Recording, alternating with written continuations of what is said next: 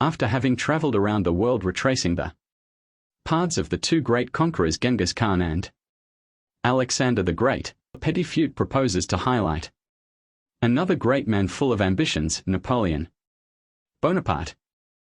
Important figure in the history of France. The first emperor of the country. The man from Corsica succeeded in extending his empire over most of continental Europe.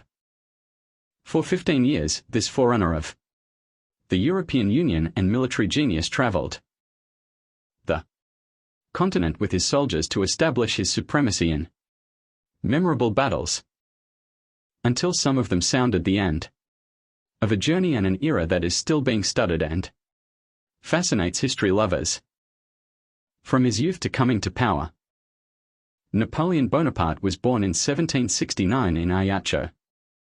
The Corsican city does not fail to pay homage to him, and today visitors can go to the house where Napoleon was born, the National Museum, which evokes the memory of the emperor and his family, and see his statue on the Place Fourche. Go to the cathedral where he was baptized, or go to the Caswan cave where the young man retired to read and think about his future.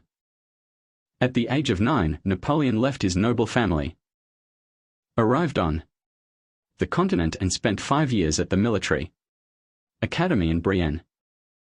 He said he was unloved by his comrades and devoted his free time to reading and writing.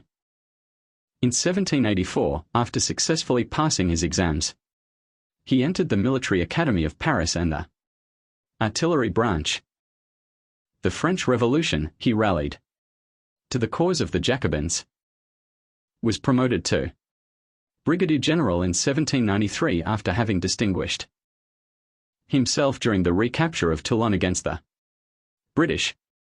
He then left for the Italian campaign, which resulted in a victory against Piedmont and Austria. During the Egyptian campaign in 1798, Napoleon left France with a fleet of 300 ships in order to counter the British, who were passing through this territory to reach the East Indies and make their trade flourish. In Egypt, Napoleon's troops defeated Alexandria, participated in the famous Battle of the Pyramids against the Mamelukes, but eventually failed.